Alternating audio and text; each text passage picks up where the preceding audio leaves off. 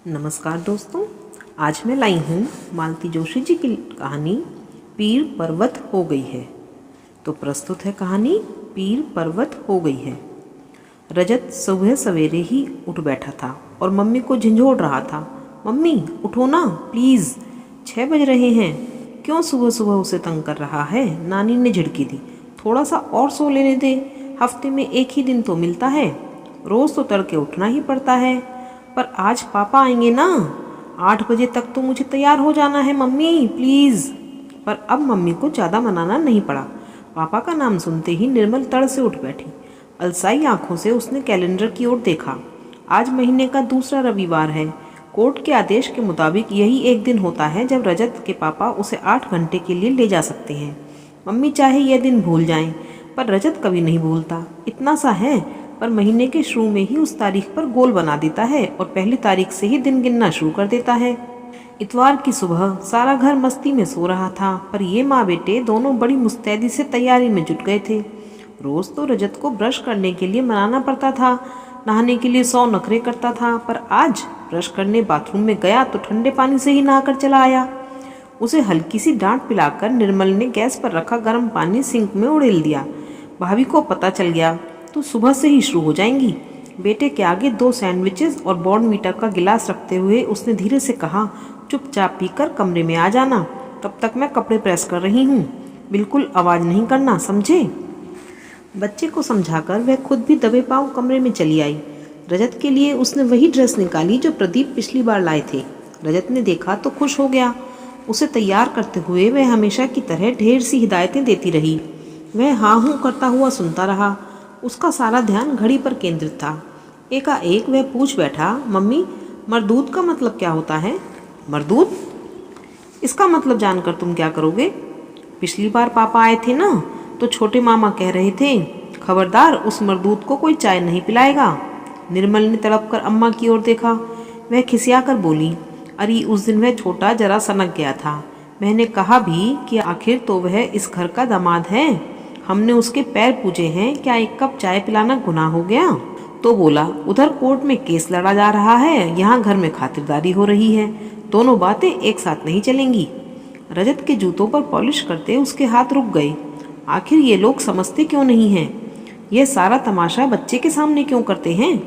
उसके नन्हे से मन में ये बातें जमकर बैठ जाती हैं तो आसानी से निकलती नहीं हैं। इस मरदूद वाली बात को ही ले लो, महीने भर तक उस पर सोचता रहा होगा, आज आखिर पूछ ही लिया। एक दिन और पूछ रहा था, मम्मी मैं क्या बला हूँ? छोटी मामी कल कह रही थी, पता नहीं इस बला से कब छुटकारा मिलेगा। कितनी बार उसका मन होता है कि उन लोगों से कहे कि जो कुछ चली कटी सुनानी हो मुझे सुना लो, पर बच्चे को तो बख्श दो, उसका बचपन क्यों तबाह कर रहे हो? 8 बजे रजत एकदम तैयार था। उसे लेकर कमरे से बाहर निकली तो छोटी भाभी से टकरा गई।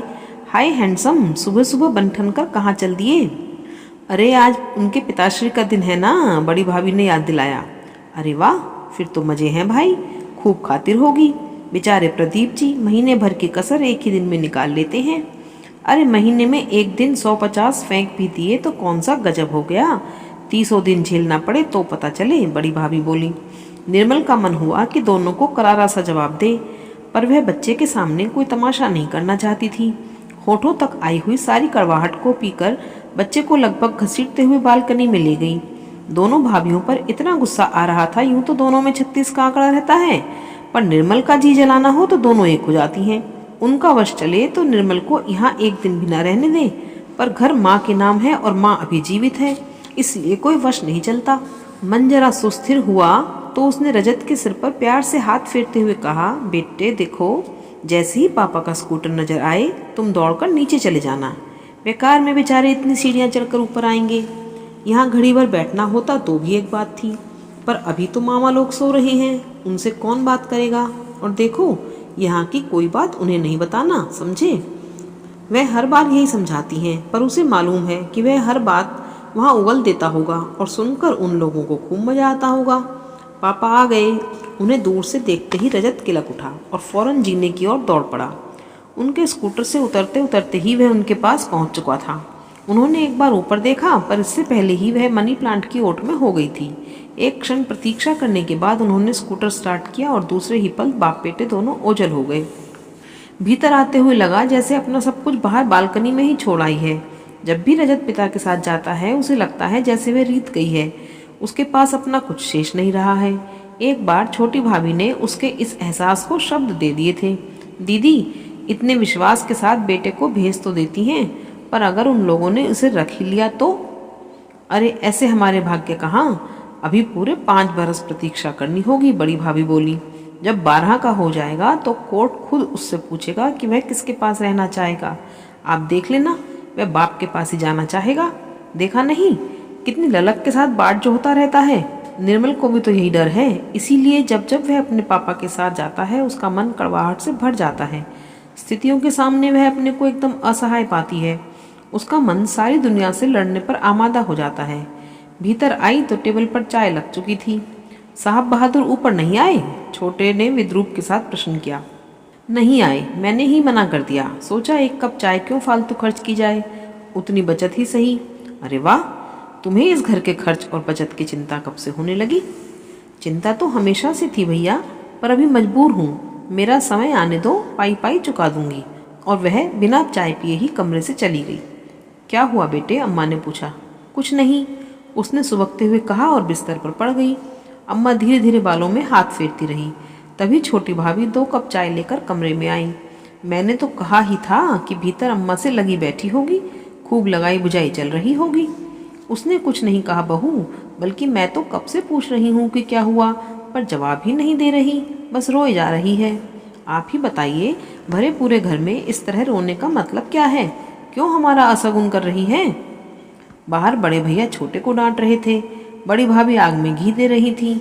अब छोटी भी पहुंच जाएगी तो अच्छा खासा महाभारत शुरू हो जाएगा, सबकी छुट्टी बर्बाद हो जाएगी। दिन भर घर में एक तनाव रहेगा, सबके मुंह सूजे हुए रहेंगे। शाम को रजत उलझता हुआ घर में घुसेगा और माहौल देखकर एकदम बुझ जाएगा। उसके पास घर के बच्चों के लिए भी ढेरों उपहार और टॉफियाँ होंगी, पर उन्हें कोई छुएगा भी नहीं। वे सारी चीज़ें अपमानित सी हॉल में पड़ी रहेंगी। हारे थके मन से सुबह रजत उन्हें बटोर लेगा और दोस्तों में बांट देगा। अपने पिता का यह अपमान में बर्दाश्त नहीं कर पाता और उसके आंसू निकल आते हैं। इतनी सी उम्र में बेचारे को पता नहीं क्या क्या झेलना पड़ रहा है। बेटे, अम्मा ने कहा, जब अपना समय खराब चल रहा हो तो थोड़ा संयम से काम लेना चाहिए। वह एकदम भड़क गई। मैंने कुछ नहीं किया है अम्मा, वह तुम्हारा लाडला ही सनक रहा था। मुझे तो यकीन नहीं होता कि यह वही भाई है जो मेरे लिए मरने मारने पर आमादा हो जाता था। यही भाभियाँ कभी मुझे पान फूल की तरह सहेजती थीं, आज उन्हीं की आंखों में कांटे की तरह खटक रही हूँ। देख निर्मल, मेरी बात का बुरा मत मानना, पर बहन बेटी 4 दिन के लिए घर आई अच्छी लगती है, हमेशा के लिए आए तो बोझ बन जाती है, यही ना?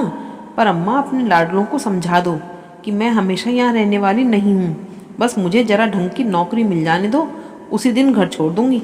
मेरी भी तो यही इच्छा है बेटी, मेरे रहते तेरा कोई ठिकाना हो जाए, या तू राजी खुशी अपने घर लौट जाए। अम्मा प्लीज़, निर्मल ने कातर स्वर में कहा तो अम्मा चुप हो गई। उन्हें मालूम है कि बेटी के वापस घर जाने का अब कोई सवाल ही पैदा नहीं होता। यह अध्याय एक तरह से बंद हो चुका है। यह बात नहीं है कि वहाँ उसे कोई तकलीफ थी, न कोई मारपीट, न गाली गलौज, न शादी से पहले उन लोगों ने पैसे की मांग की, न बाद में। न उनका दामाद शराबी था, न जुआरी। वहाँ तो किस्सा ही कुछ और था। निर्मल का पति अपनी विधवा भौजाई के प्रेम में पागल था। शुरू में जब उसे पता चला तो एक धक्का सा लगा, पर वह शर्म के मारे किसी से कुछ न कह सकी। 4-6 महीने बाद निर्मल ने धीरे से अपनी बड़ी भाभी को यह बात बताई। वह बोली, कोई बात नहीं, 2 जवान लोग एक घर में रहते हैं तो अक्सर ऐसा हो जाता है, पर अब तुम आ गई हो, सब ठीक हो जाएगा। पर कहाँ, कुछ भी तो ठीक नहीं हुआ। 3 महीने के रजत को लेकर घर पहुंची तो पता चला संबंध और भी गहरे हो चुके हैं। अब तो पहले वाला संकोच भी नहीं रहा। हार कर उसने अम्मा से शिकायत करी। अम्मा दनदनाती समधिन के पास पहुंच गई, लेकिन समधिन उल्टे उन पर चढ़ बैठी। बोली, यह तो सब हमें मालूम है, आप कौन सी नई बात बता रही हैं, पर हमें यह बताइए कि फिर आपकी बिटिया किस मर्ज की दवा है? हम तो बड़ी आशा से ब्याह कर लाए थे। उनकी स्पष्टोक्ति से अम्मा हैरान रह गईं, फिर भी हिम्मत करके बोली, अव्वल तो गलती बहन जी आप ही की है। ऐसी जवान बहू को घर में रखना ही गलत था, उसे पीहर भेज देती। अरे हम तो लाख भेज दें, पर वह जाती तब ना वह जाती थी, ना वह भेजता था। दोनों की शुरू से ही मिली भगत चली आ रही थी। पति की असाध्य बीमारी के दौरान देवर से रासलीला रचाने वाली जेठानी के प्रति निर्मल का मन वितृष्णा से भर गया था, पर उससे ज्यादा क्षोभ उसे सास पर आया, जिन्होंने जानते बूझते एक निरीह कन्या की बलि दे दी थी। अम्मा ने तो कह डाला, बहन जी आपने मेरी बेटी की जिंदगी नाहक बर्बाद कर दी, उन्हीं दोनों के फेरे पड़वा देती। इसके जवाब में तुनक कर बोली, छोटी जाति में ऐसा होता होगा, हमारे यहाँ नहीं होता। अरे वाहरे ऊंची जाति और वाहरे ऊंचे लोग। इसके बाद निर्मल ने सीधे पति से ही बात की। कहा, अब तक जो हुआ सो हुआ, मैं उस पर पर्दा डालने के लिए तैयार हूँ, पर अब घर में मैं हूँ, बच्चा है, आगे से यह सब बंद होना चाहिए। वह बंदा भी माँ की तरह दबंग निकला। बोला, यह सब तो ऐसे ही चलेगा, तुम्हें रहना हो तो रहो, नहीं तो रास्ता नापो। इस अपमान के बाद वहाँ रहने का प्रश्न ही नहीं था। वह बड़ी ठसक के साथ मायके लौट आई। भाइयों ने भी हाथों हाथ लिया। फौरन गुजारे भत्ते के लिए कोर्ट में अर्जी लगा दी गई। जेवर, कपड़े, दहेज का सामान वापस मंगवा लिया गया। 4-6 महीने आराम से कट गए। फिर धीरे धीरे सबके चेहरों से नकाब उतरने लगे। ऊब, खीज, उपेक्षा साफ झलकने लगी। जिस ठसक के साथ लौटी थी वह कब की समाप्त हो गई। अब बस एक लाचारी थी, विवशता थी। अलग गृहस्थी बसाना चाहती थी, पर अभी तो यह सपना ही था। गुजारे भत्ते के 500 रुपये स्वीकृत हुए थे, पर उन रुपयों में उसकी और रजत की पढ़ाई का खर्च भी पूरा नहीं होता था। उसने बीएड के लिए एक प्राइवेट कॉलेज में दाखिला ले लिया था। सुबह एक स्कूल में पढ़ाती थी। उस नौकरी की उपयोगिता इतनी ही थी कि वहाँ से उसे अध्यापन का सर्टिफिकेट प्राप्त हो जाएगा। बीएड के लिए यह जरूरी था। बाकी खर्चों के लिए भाइयों का मुँह जोड़ना पड़ता, और यही बात सबसे ज़्यादा दुख देती थी। सबसे जानलेवा खर्च था कोर्ट का, वकीलों का। गुजारे भत्ते की स्वीकृति के साथ एक तरह से केस खत्म हो ही गया था, पर अब वे लोग तलाक मांग रहे हैं, और निर्मल किसी कीमत पर तलाक देना नहीं चाहती। उसे मालूम है कि तलाक के दूसरे ही दिन में शादी रचा लेंगे। इस देश में लड़कियों की कमी तो है नहीं। वह नहीं चाहती कि एक और जिंदगी बर्बाद हो। पहले तो भाई भी उसके साथ थे, कहते थे बच्चों को जिंदगी भर तड़पाएंगे, कोर्ट की सीढ़ियाँ चढ़ते चढ़ते एड़िया घिस जाएंगी, तब मजा आएगा। पर अब उन लोगों का भी उत्साह खत्म हो गया है। कहते हैं जब तुम्हें साथ रहना ही नहीं है तो तलाक दो और छुट्टी करो, फिर वह शादी करे या बाहर में जाए, तुम्हें क्या मतलब है। अपनी बात वे भाइयों को ठीक से समझा नहीं पाती। अब आपस में उतना सुसंवाद नहीं रह गया है। सबसे ज़्यादा दुख तो अम्मा के लिए होता है। उसकी वजह से उनका बुढ़ापा खराब हो रहा है। सोचा होगा कि सारी जिम्मेदारियों से फारिग हो गई, अब आराम से बैठकर राम नाम रटेंगी, पर भाग्य में तो कुछ और ही बदा था। अब बेटी की चिंता में मरी जा रही हैं। बेटे अलग नाराज हैं कि बेटी को शह दे रही हैं। बहुएं कोसती हैं कि हरदम नवासे का पक्ष लेती है और घर के बच्चों को डांट पड़वाती है। हाँ, रजत घर का बच्चा नहीं है। किसी जमाने में वह इस घर का एक खिलौना था, सबकी आंखों का तारा था, पर अब समय बदल गया है। अब तो वह एकदम अलग थलग पड़ गया है। निर्मल को अब डर लगने लगा है कि इस स्नेहहीन, क्लेश, कलह वाले वातावरण में उसका स्वस्थ मानसिक विकास कैसे होगा। या तो वह बेशरम और उद्दंड हो जाएगा, या फिर एकदम गुन्ना और कुंठित बन जाएगा, और बच्चों की तरह सहज सरल तो वह रहेगा ही नहीं। अपने स्वाभिमान की उसे क्या इतनी बड़ी कीमत चुकानी पड़ेगी। शाम को 6 बजे वह सोसाइटी के गेट के बाहर ही आकर खड़ी हो गई थी। ठीक समय पर स्कूटर की परिचित आवाज़ सुनाई दी। उसे देखकर वे लोग भी बाहर ही रुक गए।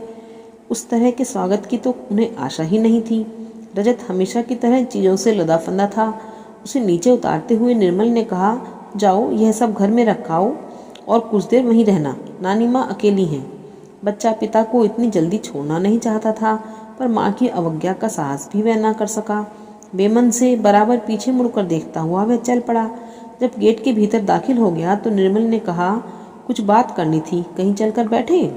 प्रदीप के लिए यह आश्चर्य का दूसरा धक्का था। शायद 8-10 महीने बाद उसने निर्मल का स्वर सुना था, पर वह इतना रूखा था कि आशा की कोई गुंजाइश नहीं थी। वह चुपचाप पीछे बैठ गई तो प्रदीप ने बिना कुछ बोले स्कूटर स्टार्ट कर दिया। बिना कुछ पूछे 3-4 किलोमीटर चलकर एक रेस्तरां के सामने रोक दिया। चुपचाप दोनों जाकर एक कोने वाली मेज पर बैठ गए और कोल्ड ड्रिंक्स का ऑर्डर दे दिया। इत्मीनान से बैठ जाने के बाद प्रदीप ने शुरू किया, बोलो क्या कह रही थी। मैंने सुना है कि आपने फिर से लड़कियां देखना शुरू कर दिया है।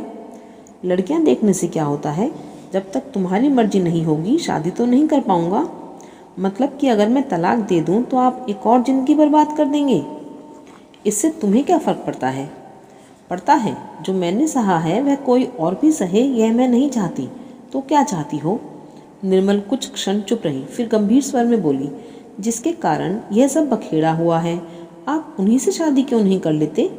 माँ के जीते जी यह संभव नहीं है। माँ जी सब जानती हैं। सिर्फ जानने से क्या होता है? जानने को तो बहुत लोग जानते हैं, पर मानना भी तो चाहिए।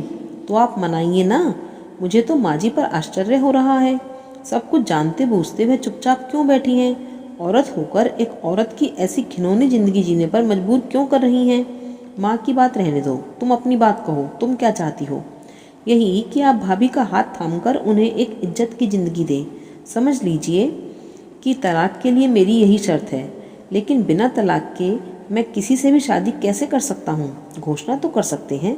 जिस दिन आप अपनी हिम्मत जुटा लेंगे मैं आपको तुरंत तलाक दे दूँगी। तलाक भी और बच्चा भी। बच्चा भी? हाँ, वह इस समय उम्र के बड़े नाजुक दौर से गुजर रहा है। उसे इस समय एक सुरक्षित छत की ज़रूरत है। सुरक्षित छत, अच्छी परवरिश और माँ बाप का प्यार। मुझे विश्वास है आप लोग उसे यह सब दे सकेंगे। और तुम? मेरी चिंता करने की ज़रूरत नहीं है। मेरा बीएड पूरा हुआ जाता है। अगले सत्र में मुझे कहीं ना कहीं नौकरी मिल ही जाएगी। रजत की पढ़ाई की समस्या नहीं रहेगी तो मैं वज्र देहात में भी रह लूँगी। तो यह मेरा प्रस्ताव है। ठंडे दिमाग से इस पर सोचकर मुझे जवाब दीजिएगा। अपनी बात समाप्त कर वह उठ खड़ी हुई और बिना किसी प्रतिक्रिया की प्रतीक्षा किए रेस्तरां से बाहर निकल गई। कोका कोला की बोतल हाथ में थामे प्रदीप उसे देखता रह गया। अभी आप सुन रहे थे कहानी पीर पर्वत हो गई है। यह कहानी आपको कैसी लगी? यदि अच्छी लगे तो चैनल को सब्सक्राइब जरूर कीजिएगा।